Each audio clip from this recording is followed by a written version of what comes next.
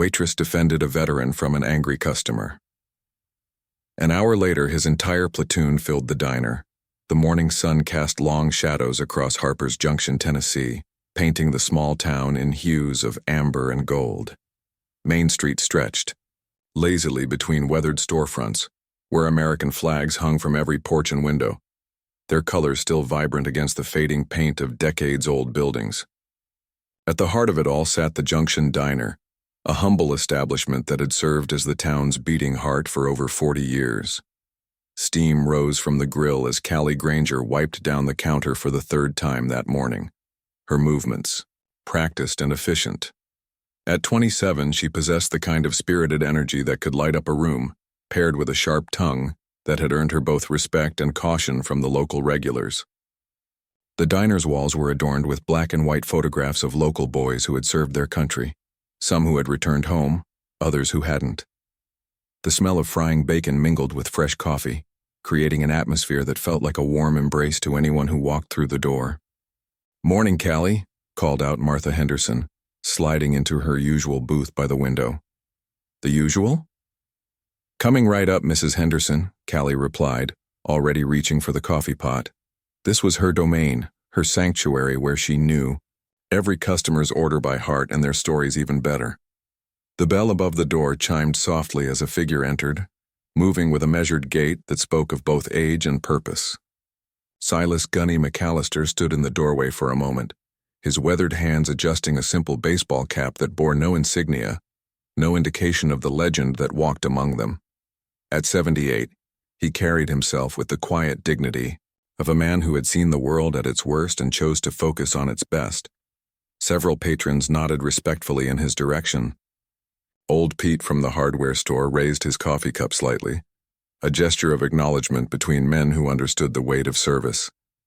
Gunny simply nodded back, his steel-gray eyes crinkling at the corners with the hint of a smile before making his way to a corner booth where he could sit with his back to the wall. "Coffee, Mr. McAllister?" Callie asked, appearing at his table with the kind of intuitive service that came from years of reading people.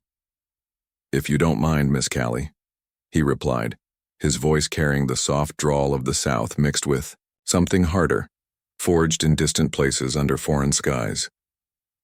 "And maybe some of those biscuits, if they're fresh." "Always are for you, sir."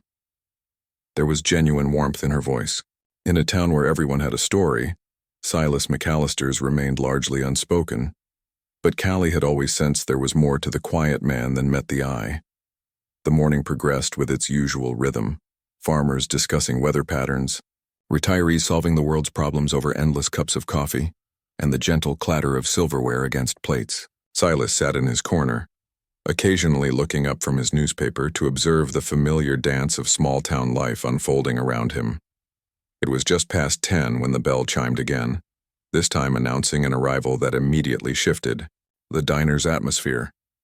Trent Malloy strode in like he owned the place, his expensive suit a stark contrast to the diner's humble surroundings. He was the type of man who measured his worth in dollars and volume, and he had little patience for either in short supply. "This place actually passes health inspections," he announced to no one in particular, his voice carrying that particular brand of condescension that made honest folks bristle. He slid into a booth without waiting to be seated, immediately pulling out his phone and speaking loudly enough to ensure everyone could hear his apparent importance. Callie approached with her usual professional smile, though those who knew her well could see the tightness around her eyes. "What can I get you this morning?" "Coffee.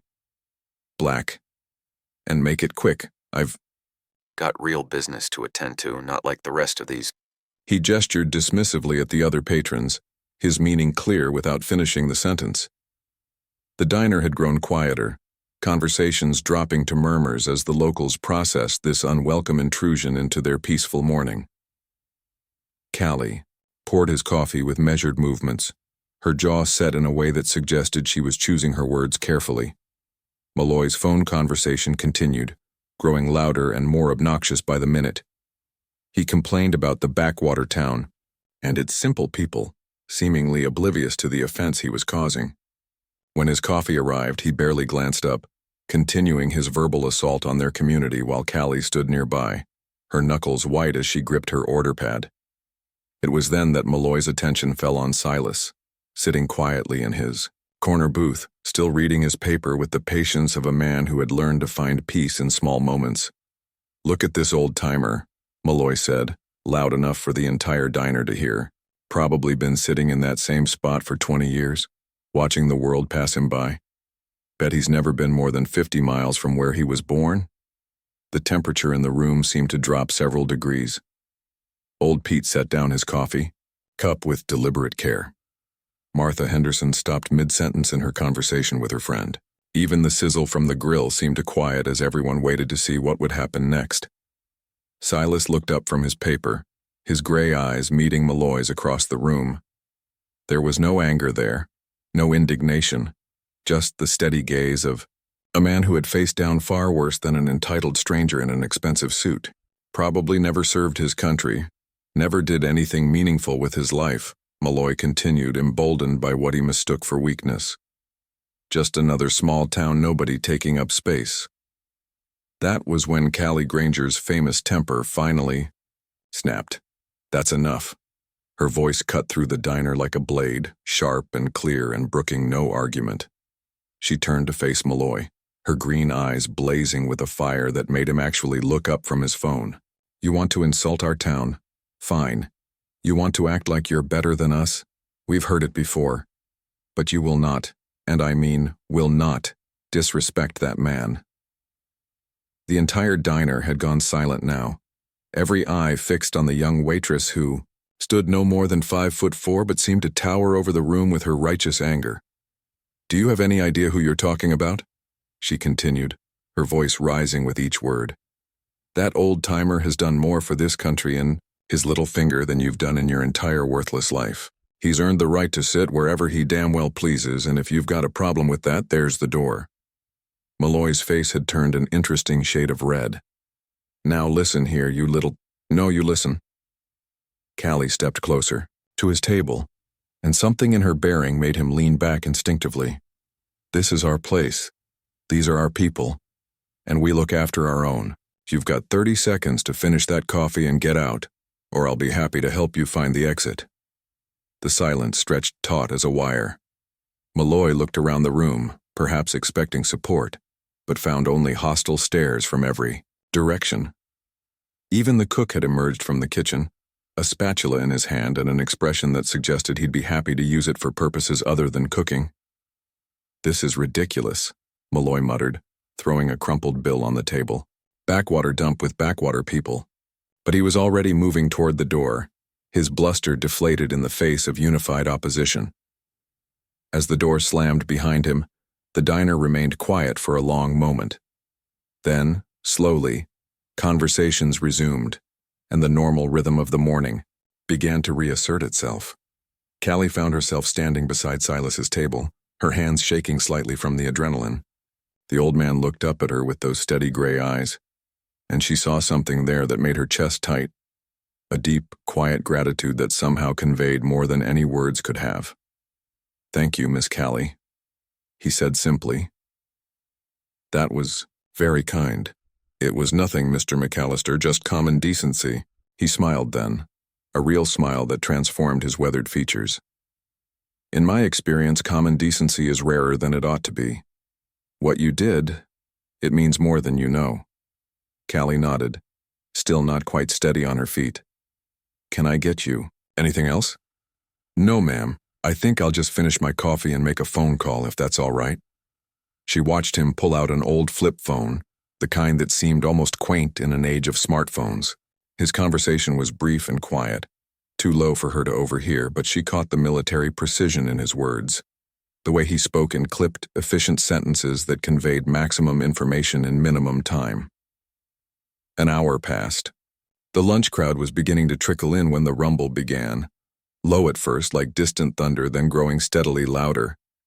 Conversations faltered as heads turned toward the windows, trying to identify the source of the sound that seemed to make the very building vibrate.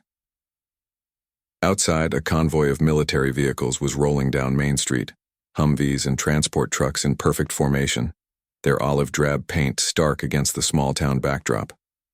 The lead vehicle pulled up directly in front of the Junction Diner, followed by the others in precise order. "What in the Sam Hill?" Old Pete muttered, voicing what everyone was thinking. The vehicle's doors opened simultaneously, and Marines began to emerge. Not the young recruits you might expect, but seasoned professionals, men and women whose bearing spoke of experience and dedication.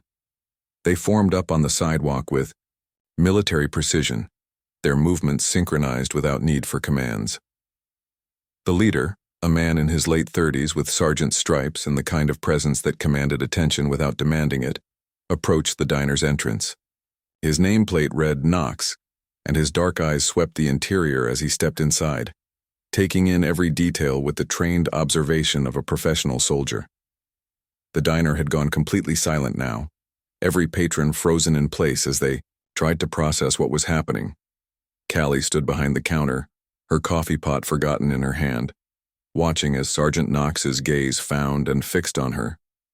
"Ma'am," he said, his voice carrying the distinctive cadence of military authority, tempered with genuine respect. "I'm Sergeant Elijah Knox, and I understand we owe you a debt of gratitude." I'm sorry," Callie managed, her mind struggling to connect the dots between her confrontation with Malloy and the arrival of an entire Marine unit. Knox smiled, the expression transforming his stern features. "You stood up for someone very important to us, today. Someone who's earned that kind of loyalty 100 times over." He turned to face the corner booth where Silas still sat, his coffee cup now empty, watching the proceedings with an expression of fond amusement. "Ladies and gentlemen," Knox announced to the entire diner, his voice carrying the authority of a man accustomed to being heard and obeyed. "I'd like you to meet Gunnery Sergeant Silas McAllister, United States Marine Corps. 3 tours in Vietnam, 2 in Iraq, 1 in Afghanistan. Congressional Medal of Honor recipient, Bronze Star with V device, Purple Heart with 2 oak leaf clusters." The silence in the diner was deafening. Callie felt her knees go weak as the true magnitude of what Knox was saying hit her. "In 43 years of service," Knox continued, "Gunny McAllister saved more lives than we can count, including mine and most of the men and women standing outside. When he called to tell us about the young lady who defended his honor today, we knew we had to come pay our respects." Silas had risen from his booth, and Callie could see now what she had missed before. The way he carried himself. The alert awareness in his eyes. The quiet confidence of a man who had led others through hell and brought them home. How had she never noticed? "Gunny," Knox said, his voice thick with emotion, "would you like to do the honors?" Silas nodded and walked over to where Callie stood, still frozen behind the counter. The entire diner watched as he reached into his jacket and pulled out a small worn box. "Miss Callie," he said, his voice gentle but carrying clearly through the silent room. "What you did today wasn't just standing up for an old man. You stood up for the values that make this country worth defending: respect, honor, and the courage to do what's right even when it's hard." He opened the box to reveal a medal. Not his own, Callie realized, but something else. Something that caught the light and seemed to hold within it all the weight of sacrifice and service. "The 102nd Platoon would like to present you with this token of our appreciation," he continued. "It's not much, but it comes with something more valuable. A full scholarship to any college you choose, courtesy of the Marines Educational Foundation." The medal was a small thing, really.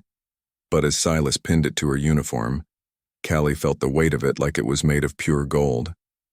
Around them, the Marines who had entered the diner began to applaud, and the sound was taken up by every patron, every employee, until the small building rang with appreciation. "There's something else," Knox added as the applause died down. He gestured toward the window where Callie could see more Marines had assembled, dozens of them, forming precise ranks in the street. "If you'd step outside for a moment, ma'am." In a daze, Callie allowed herself to be led outside, where she found herself facing an entire platoon of Marines at attention. At Knox's command, they executed a perfect salute, their movements sharp and synchronized, a tribute to a small-town waitress who had shown the courage to stand up for one of their own. The ceremony was brief but powerful. Knox presented Callie with an official commendation, signed by officers she had never heard of but whose names clearly meant something to the Marines assembled before her. Photos were taken, Hands were shaken and stories were shared as the formal proceedings gave way to more personal interactions. "I can't believe I never knew," Callie said to Silas as the crowd began to disperse. "All these years, and you never said anything." "No reason to," he replied with that gentle smile. "I didn't serve for recognition or thanks. I served because it needed doing and I was able to do it. The real heroes are the ones who didn't come home." But still, a Congressional Medal of Honor? Just a piece of metal, Miss Callie. What you did today, standing up for what's right because it's right, that's the real Medal of Honor. That's what we all serve to protect. As the Marines prepared to depart, Knox pulled Callie aside one final time. "Ma'am, I want you to know that what happened here today is going to be talked about in Marine units around the world.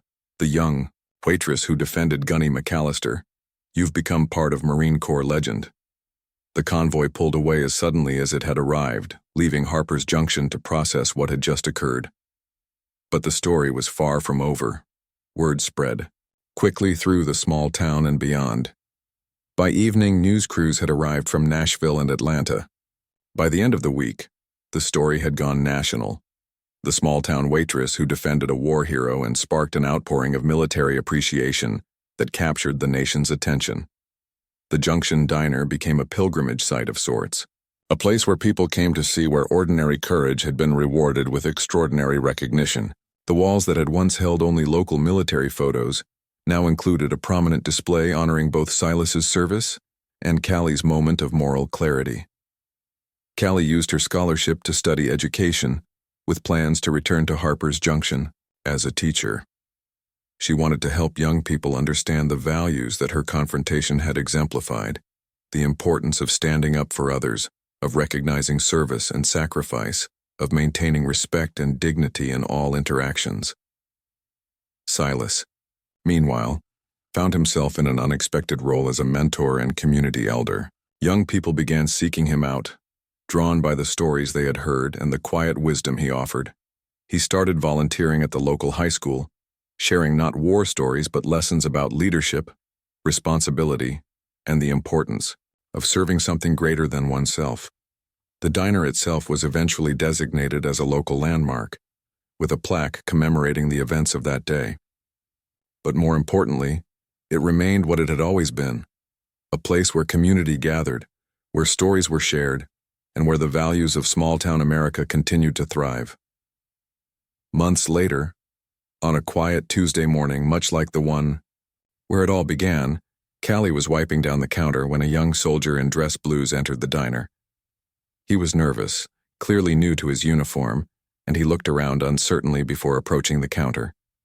"Excuse me, ma'am," he said, his voice carrying the formal politeness of recent military training. "I heard this was the place where someone stood up for Gunny McAllister?"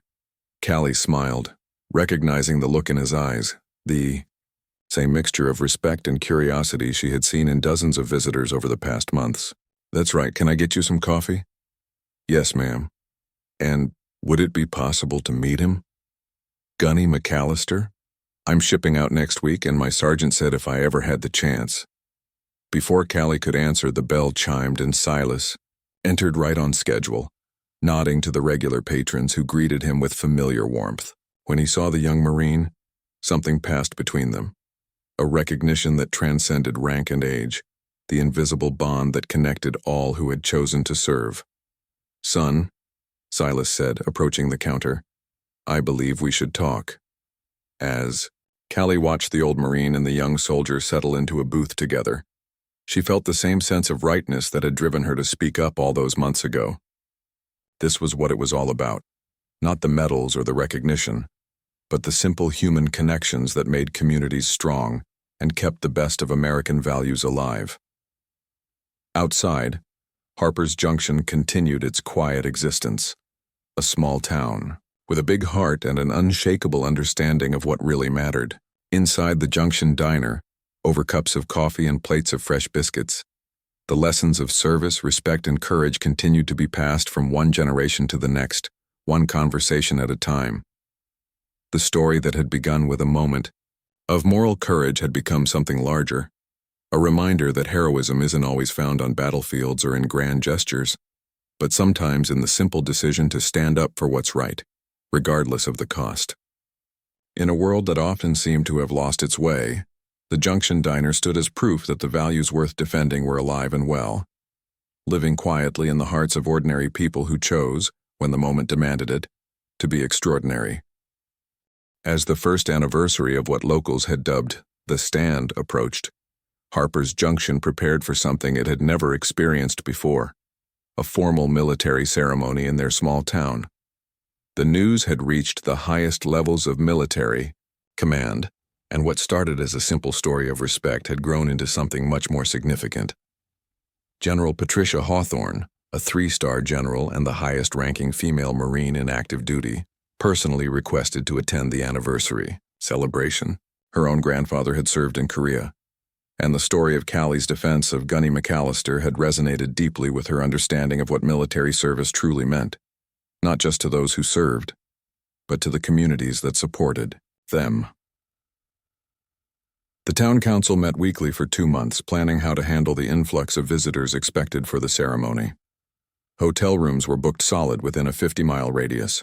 Local businesses prepared for crowds they had never imagined possible. But through it all, the heart of Harper's Junction remained unchanged. They were still the same people who looked after their own. Callie found herself at the center of media, attention she had never wanted and certainly never expected. Interview requests came from major networks. Book publishers reached out with offers and Hollywood producers called about movie rights.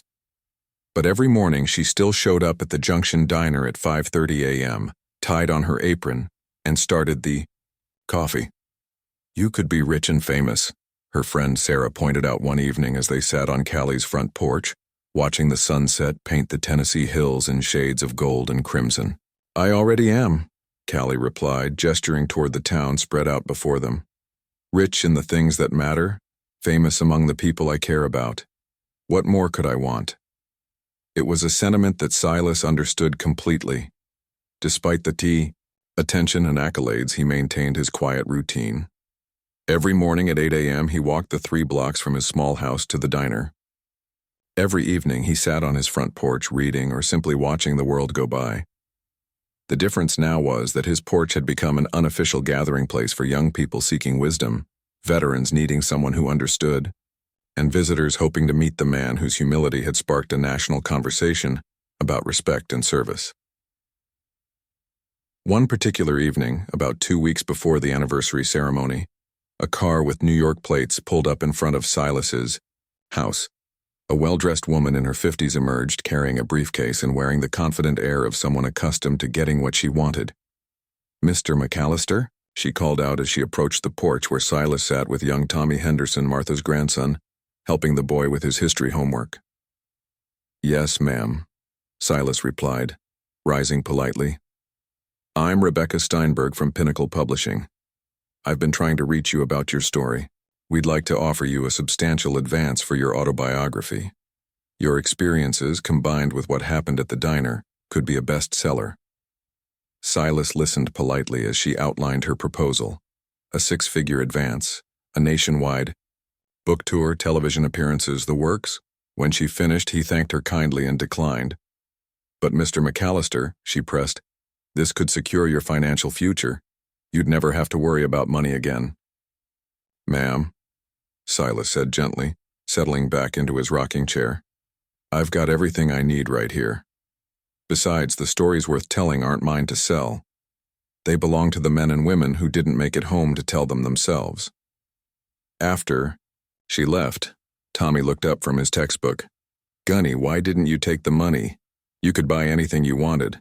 Silas smiled and ruffled the boy's hair. "Son, when you get to be my age, you learn that the things you can buy aren't usually the things you want.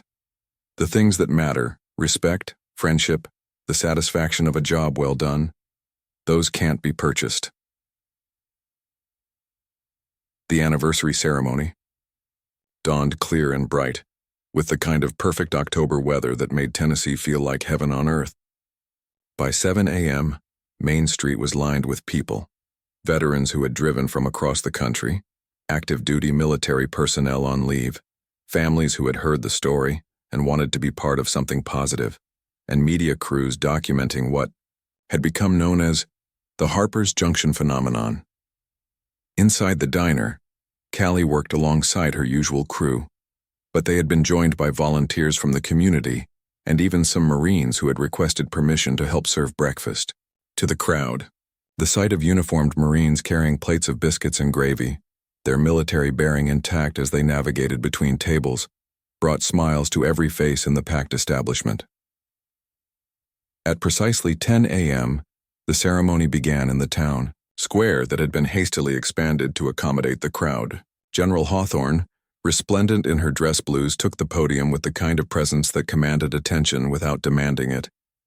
"Ladies and gentlemen," she began, her voice carrying clearly across the assembled crowd, "we gather today not just to commemorate an act of kindness, but to celebrate the values that make our nation strong. In an age when division seems to dominate our discourse, Harper's Junction has shown us something different, a community that understands respect, honor, and the true meaning of service."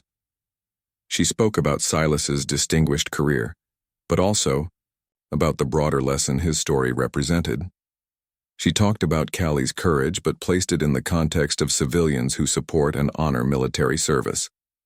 Most importantly, she spoke about Harper's Junction itself, a community that had always understood what many places seemed to have forgotten. The events that occurred in the Junction Diner 1 year ago today were not extraordinary, because they were unusual, she continued. They were extraordinary because they reminded us what should be usual: respect for our elders, honor for those who have served, and the courage to stand up for what's right. When she called Callie and Silas forward, the applause was thunderous. But what happened next surprised everyone, including the two honorees. General Hawthorne announced the establishment of the Harper's Junction Foundation, a military family support organization, funded by donations that had poured in from around the world after the original story broke. "Miss Granger," the general said, "your scholarship was just the beginning. This foundation will provide educational opportunities for children of military families, support for veterans transitioning to civilian life, and assistance for families dealing with deployment and military life challenges. We'd like you to serve as its first executive director." The crowd erupted in cheers as Callie, overwhelmed, accepted the position. It meant she could stay in Harper's Junction while making a difference on a national scale, the perfect combination of her love for her community and her desire to serve others. But the surprises weren't over. The general turned to Silas with a document bearing official seals and signatures. "Gunnery Sergeant McAllister," she said formally, "by order of the Commandant of the Marine Corps, you are hereby recalled to active duty for the specific purpose of serving as Special Advisor for Community Relations. Your mission, to help other communities understand what Harper's Junction has always known, that supporting our military means more than just saying, 'Thank you for your service.'"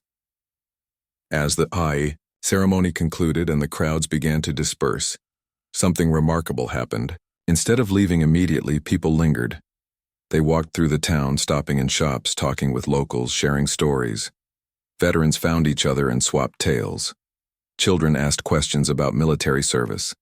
Families from different backgrounds discovered common ground in their shared values.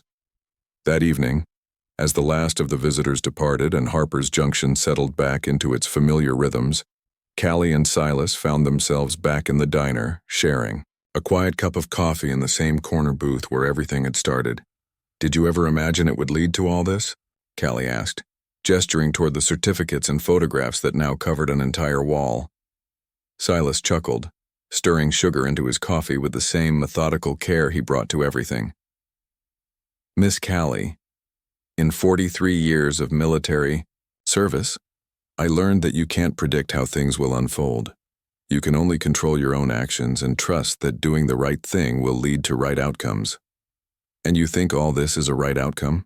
"I think," Silas said, looking around the diner that had become a symbol of American values at their best, "that sometimes the world needs to be reminded of what we're capable of when we choose kindness over conflict, respect over rudeness, and courage over comfort.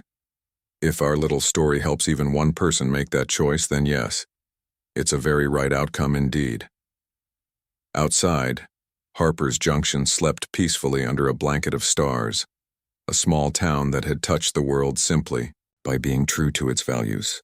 The Junction Diner stood ready for another day of serving good food and fostering community, its walls now holding not just photographs of local heroes, but the living proof that heroism could be found in the most unexpected places, and that sometimes the greatest courage came from simply refusing to let disrespect go unchallenged. The story continued to ripple outward, inspiring similar acts of kindness and respect in communities across the nation. But at its heart, it remained what it had always been, a reminder that ordinary people, in ordinary places, doing ordinary acts of decency, could create extraordinary change. And in the Junction Diner, over cups of coffee and plates of homemade biscuits, that truth was served fresh every single day. She thought she was just doing the right thing, and she was. But kindness, respect, and courage echo farther than we know. What did you take away from Callie's stand? Drop your thoughts in the comments, and if these stories move you, hit like, subscribe, and ring the bell so you don't miss the next tale of everyday heroism.